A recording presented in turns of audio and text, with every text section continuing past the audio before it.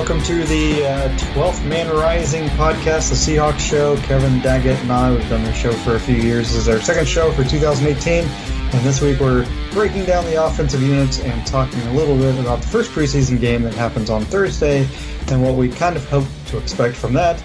But Lee, Kevin is also on, I promise. Kevin, what do you think about Dion Jordan? There's a chance that he may not be ready for game 1. Do you think he's going to be ready for game 16? He might not be around for game 16, but who knows? Yeah, I'm not too concerned about Dion Jordan not being ready for the first preseason game. But well, they're talking about week 1 of the regular season may not be ready. Oh yeah, that's right. Yeah. Yeah. I mean, that's right. That's the problem, right? Is that this guy's have been injured, or except for like one season, he's been injured his entire career. And then the Seahawks don't really have any kind of pass rush, really, except for Frank Clark, and taking some chances on guys like Dion Jordan. And we all knew what kind of injury history Jordan had last year before the Seahawks signed him, before the beginning of 2017. And then he plays, 4 games, and he has 5 sacks. That sounds ridiculous, but he has 5 sacks in 4 games. But that's all he can play at the end of the year. So, I mean, you really have any high hopes that this guy's ever going to stay healthy enough to be a productive member of the Seahawks? Well, I don't think we can count on him to be a productive member. It's not, you can't count on him to do much. You got a staff around him, but he's productive when he's out there. It's just he's not out there much. So, kind of a catch-22. But what do you do? And you're right. We don't have much of a pass rush at all anymore. We still got some pretty good linebackers, and the defensive backfield's going to be a question mark too. And we'll see. Ironically, the offensive line is probably the most familiar faces on the team right now, and they weren't all that great last year, but right, a lot of question marks. Yeah, and the thing is, you remember when this team was really, really good in 2012, 13, 14. I mean, they didn't blitz their linebackers because they didn't have to. They got enough pass rush with their front four, whoever that, Michael Bennett, Cliff Averill, Chris Clemens there for a bit, where they didn't really have to do anything with the linebackers. But now at this point, and when you don't have to blitz the linebackers, you're not blitzing defensive backs as well, which they did a little bit more at the end of last year. Shaquille Griffin got a sack on a blitz, for instance. But when you're not having to blitz people and you can just put pressure on the quarterback with that front four, I mean, it obviously helps the rest of the defense because they're not having to change position or be out. Lack of pass rush and lack really, really worries me, to be honest, because if you're using, and we have great linebackers, but if you're using them to blitz more, they're taking people out of position. So I think this really hurts the defense. I don't know what they could have done differently. I mean, they signed, or they drafted Rasheem Green, and Jacob Martin seems to be getting really good, press so far in training camp, but we know what training camp means because Trayvon Boykin was MVP last year through the first 2 preseason games. We know what happened with him. But I don't know. I mean, do you think the defense is going to be – where would you rank the defense? What, you think they're middle of the pack, middle of the league at this point going into 2018? That's a really good question because we don't even know what it's going to look like. And, we talked last week about how simple – the defense has been over the past few years because we had that good pass rush, solid linebackers, and a good defensive backfield. Who knows what it's going to look like this year? And they probably are going to have to do more stunts and trickery and strategery on the defense to I don't think you're going to be able to run those basic packages anymore. But we'll see. Who knows? They might be able to, but we really just don't know what it's going to look like at this point. True. So Earl Thomas continues his holdout. I mentioned something about, I had something on 12th Man Rising about how Cam Chancellor actually came back to camp, even though he's not playing, and showed up and maybe inspired some of the younger players to be like, oh, this guy left, but he still cares enough about the team to come back. Maybe we should care about the team too. It seems like, and then somebody mentioned, well, Cam held out too, which is right. I mean, that hold out missed the first 2 games a few years ago after a holdout contract dispute, just like Earl Thomas. And maybe Thomas has taken his cue from Cam when that happened. But, I feel like when Cam came back, he was kind of a different player, bought more in, even to the team. And, I think him coming back, and you saw the fans' reaction yesterday, or on Monday, when he showed up to camp, and the fans were just like crazy. How much Cam means to the Seahawks fans and everything like that. What do you think about Thomas still holding out and Cam, returning, at least for, he didn't talk to the press or anything because he doesn't have to because he's not a player. But what do you think about Cam returning to camp? Any chance he actually ends up joining the coaching staff at some point in the next few years? Well, he's been a leader on the team for a number of years, and he's a hard-hitting player, and the fans love him, players love him, and he's really got nothing to lose by coming out and showing his face, and nothing to lose and everything to gain, and pumping up the younger players. I think it's great. I mean, it's good for the fans, it's good for the players, good for the coaches, and he probably would be a good coach at some time. As far as Thomas still holding out,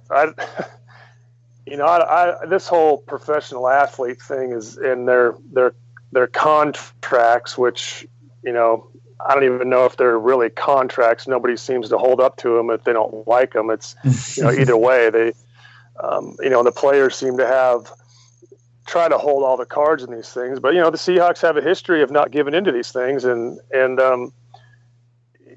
don't know. I feel that these guys need to honor their contracts and show up to camp and try to, if you want to get something done, get it done on the outside, but, stand up and show up to practice, show up to camp and say, hey, I'm not happy with what's going on, but I'm going to honor my side of this thing and hopefully we can get something done. But I don't know. I'm not the player, and this stuff about, God knows they got all the money in the world now, and it's look out for yourself. But okay, if it's look out for yourself, what about the team? So, I don't know. I think he should honor his contract, but again, that's me sitting on my couch, not making near the money they do. So, right. Of course, that's part of it, right? I mean, you're sitting on your couch not making near the money they do, and they're holding out. I mean, I know they have short careers, but players like Earl Thomas, and I want him to make as much money as he can, just like any other human being, really. But with the money he's making, for this year, if he decided to retire after this year, the money that he has made in this career is much more than I'll ever make in my lifetime. So, it's one of those things where I agree with you. I mean, if you sign a contract a few years ago and you say, I'm going to play through 2018 and after that, then I need to be extended or franchised or sign with another team. I mean, he made that agreement as well as the team. What happens, which this would never happen because it's illegal, but if a player shows up to camp and the team's like, we're not going to pay you. I'm glad you're here. We're not going to pay you. Yeah, we're not going to honor that. We're not going to honor the last 2 years of your contract. We don't think you've been doing well enough. So we're just going to, don't bother showing up to camp. We'll let you know if we need you. Right. Well, and to me, it goes, the Seahawks have been one of these organizations, which makes me proud to be a fan of the Seahawks, and the fact that they have taken care of their players. I mean, they knew Cam wasn't coming back at the end of last year. I mean, everybody basically assumed it, and yet they still didn't release him when they could have, and they guaranteed $12 million for him, even with his injury. They knew that. So, I mean, what that says about the organization to me is that they care about the players. So when Thomas is talking about blah, blah, blah, I don't really, maybe with another team, I feel like that might be the case. I don't feel like it's that way with the Seahawks. I feel like he's doing a disservice to himself and as a leader. But, I don't want to – I'm not in that locker room. Earl Thomas may be a leader, but he's not one of the guys I've ever thought of as – he's a leader. We knew Cam was a leader. You knew, Doug Baldwin is a leader. Michael Bennett to some degree, probably. Marshawn Lynch. Russell Wilson just because he's the quarterback. But nobody ever really mentions, Earl Thomas is the leader. He's just like, he's a great player, but nobody really talks about him, in the locker room. He inspires. He's just not one of those guys. So I don't know. Maybe he's not really a leader. He's a cheerleader. He's always there to hit guys on the head and say he made a good hit. And, kind of motivate guys in the field. But yeah, I'm not sure he's the defensive leader on the team. Yeah, and now Bobby Wagner looks like they're trying to turn him into that, and rightfully so. I mean, he's probably the best. Oh, he is the best defensive player they have. He may be the best player, period, on the team, just as far as position and talent and what he does at his position.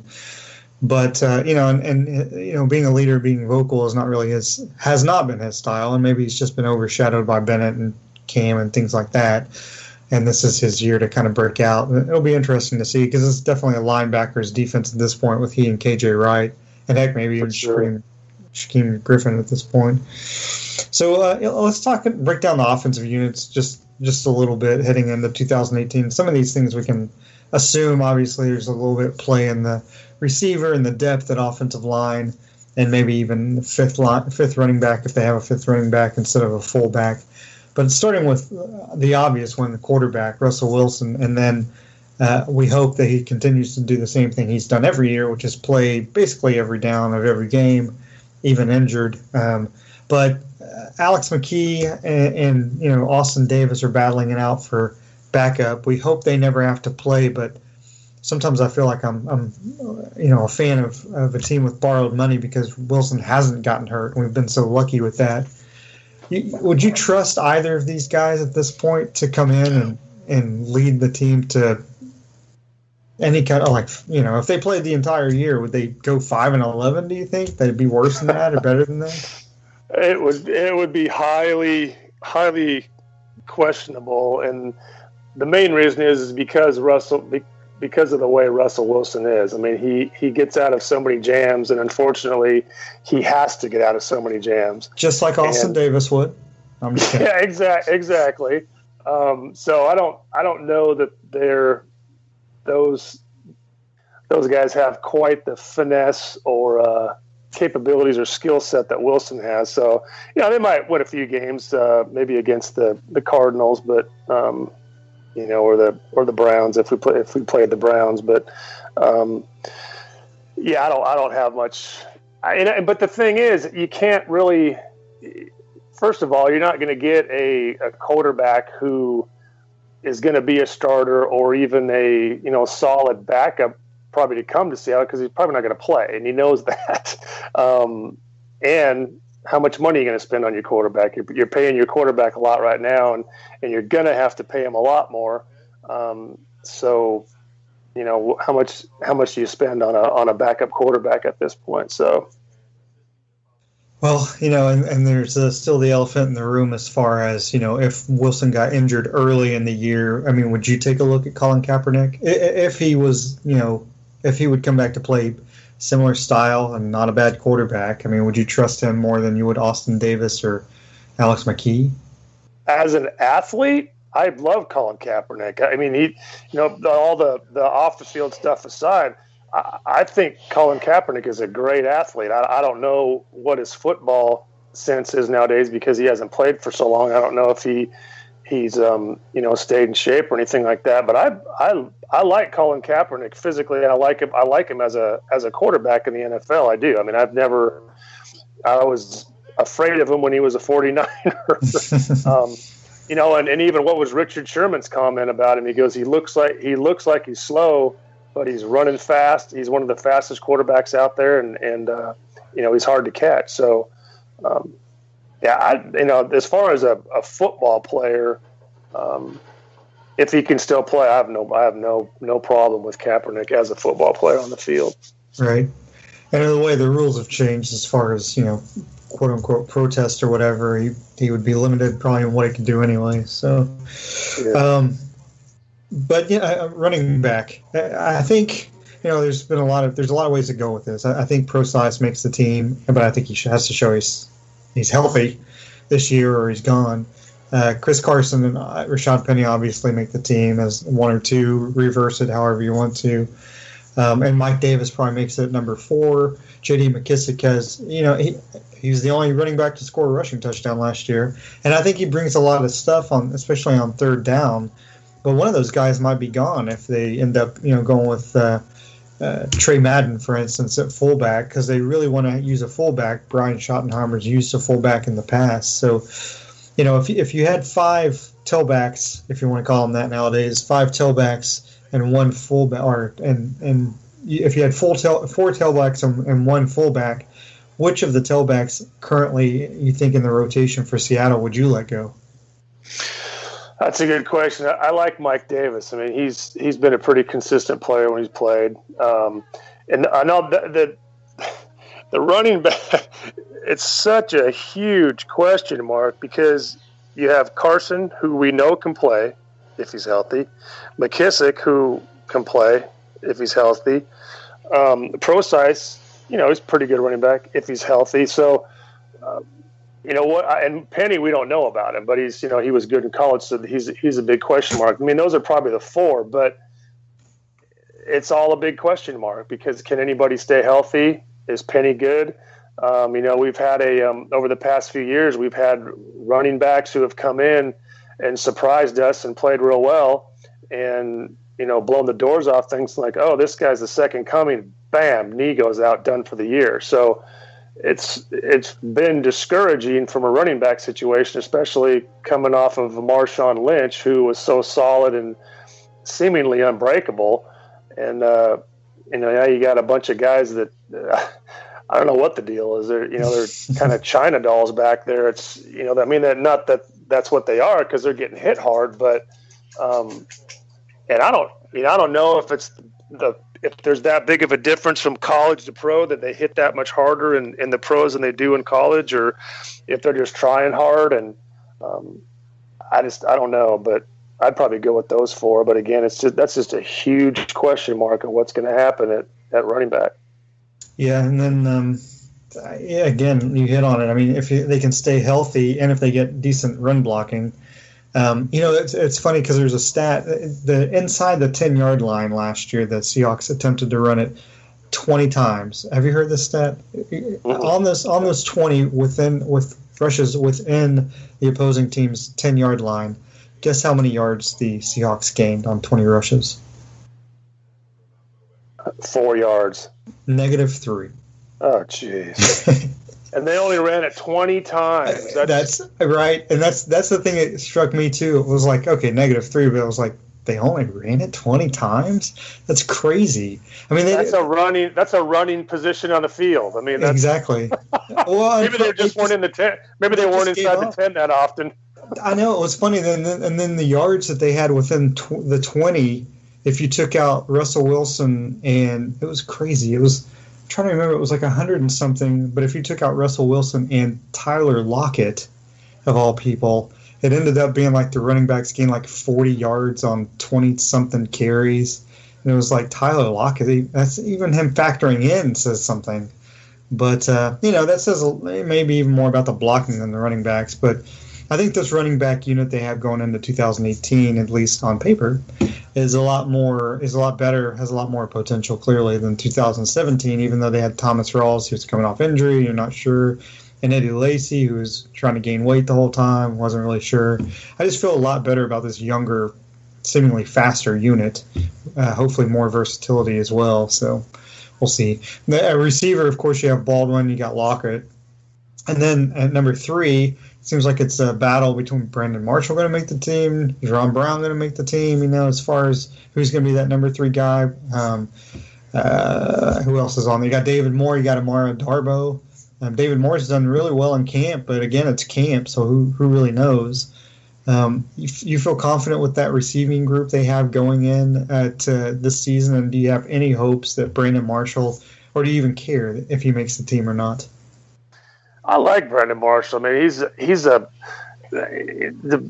good receiver. He's been injured lately, but he seems to have had his head on straight lately. I mean, he's got some, he's admittedly has some mental health issues, but he knows it and he's got a grasp on it, so that doesn't concern me. But he's a big receiver, and I'd like to see him out there. It'd be a nice target, the way Wilson throws the ball up there. But Darboh, Darboh, he played pretty well last year. I mean, he didn't get that many opportunities, but if Lockett can stay healthy, Lockett and Baldwin, if we can send those two down the field and keep doing what we're doing with those guys, that'll I think we'll be all right at receiver. Yeah, because the guy getting them the ball, hopefully, for the most part, and by that I mean, of course, Austin Davis is an excellent MVP type quarterback. So, tight end, I've seen one thing where Nick Vannett gets a projection actually could get cut, which seems crazy to me. I don't think Nick Vannett's going to get cut. I think they have three tight ends, and I think it's Ed Dixon, Vannett, and Will Dissly. And I think Tyrone Swoops has very little chance to make the team. But I'm really excited about Dissly just because of his blocking ability. They want to get back to a more run-heavy offense, maybe not run first, quote-unquote, but more run-heavy. I think he helps them out a ton. And in the Dixon signing, he has caught 60 balls. I don't expect him to catch 40 balls, for that matter, this season, but he has proven in the past that he can catch as well as block. And Vannett was drafted to be a blocker. I don't know how. He just probably hasn't played enough to really see what he can do. But what do you feel about that tight end group? Yeah, I don't think that. I don't see them cutting Vannett either. And I think we'll be fine at tight end. I mean, they're going to need to block, I think, more this year, especially at the beginning, just till we see if that offensive line has got it straightened out and can do their job.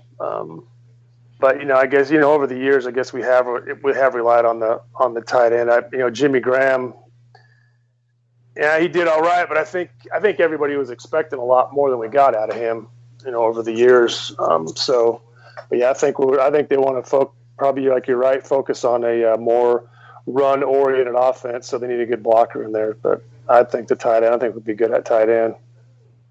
Yeah, I think the thing about the tight end group is, like I said, I think it really gets them back to what Pete Carroll wants to do, which is run the ball. And I thought the whole experiment with Jimmy Graham was a disservice to the team and to Jimmy Graham. I mean, I don't think Jimmy Graham never tried. I think he became a better blocker. He was just never going to be a good blocker. But I think he tried, and I don't.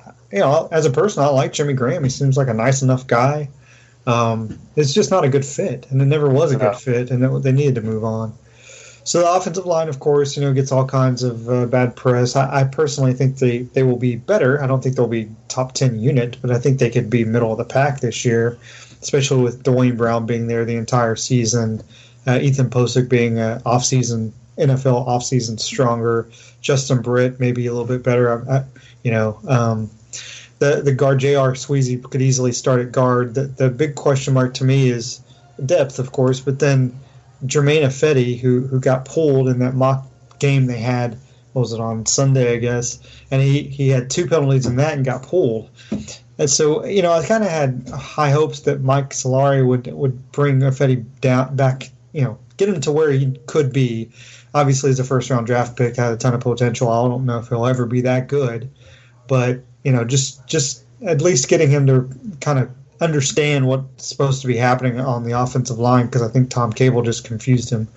But he doesn't seem like he's off to that good of a start. So if I'm the Seahawks, I have an extremely quick leash on Ifedi this year. If he starts the first few games making going back and committing penalties and setting the offense back, not only is he not, starting, but I'm thinking about cutting him at that point because he's not helping the team.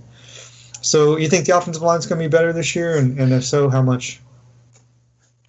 They're gonna have to be better than they were last year, because it just was not a very good job. But Ifedi, they either need to find him a new sports psychologist or get him a sports psychologist or something. I mean, at least give that a shot. That was a big thing a few years ago. I don't know if they still have those guys around, but I don't know. Yeah, I mean, you think about John Smoltz for the Braves. Remember, he used one. Really, I mean, that was 30 years ago or whatever. I mean, it seems like if you are really willing to buy into that, that's not a bad idea, actually. Yeah, and I don't know, what he might have some type of mental block. I mean, I don't know what the deal is, but I don't think that.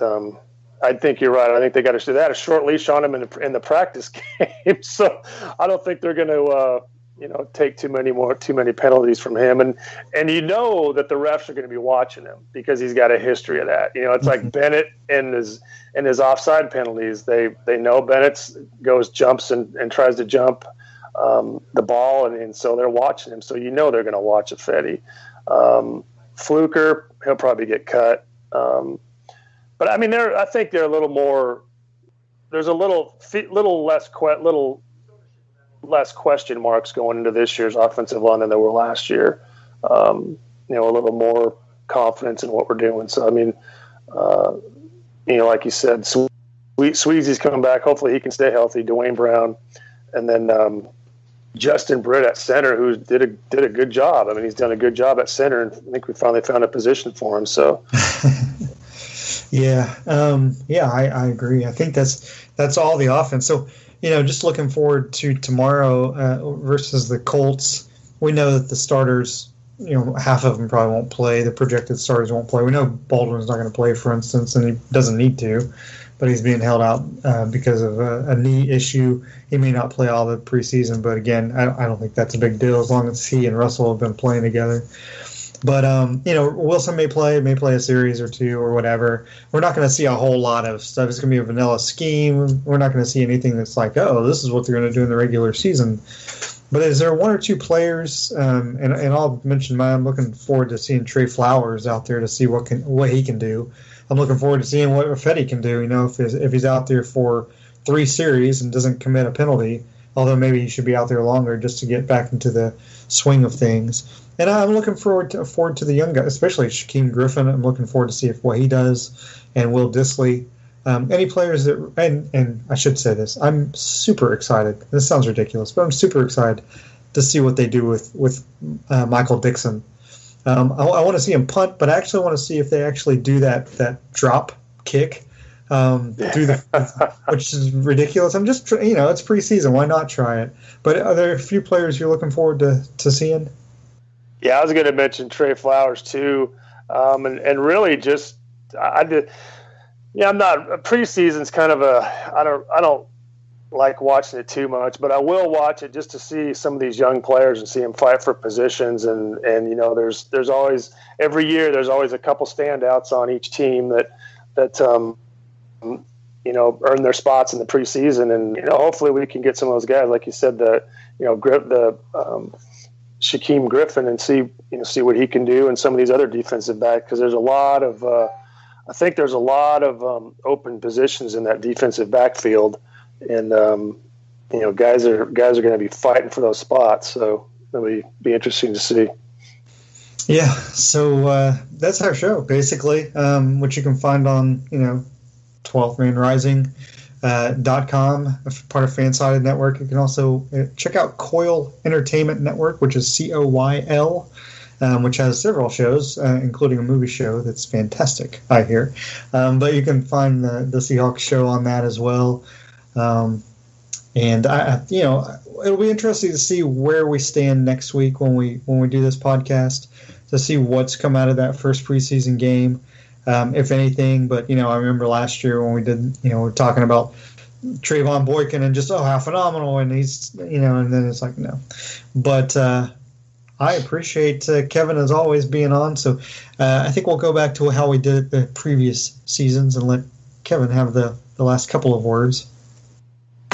Right on, man. Let's go see if the Hawks can have a good preseason, although it really doesn't matter. I think the year we won the Super Bowl, didn't we go 0-4 in the preseason or something like that? Yeah. I guess it doesn't really matter, but just as long as nobody gets hurt, and go Hawks.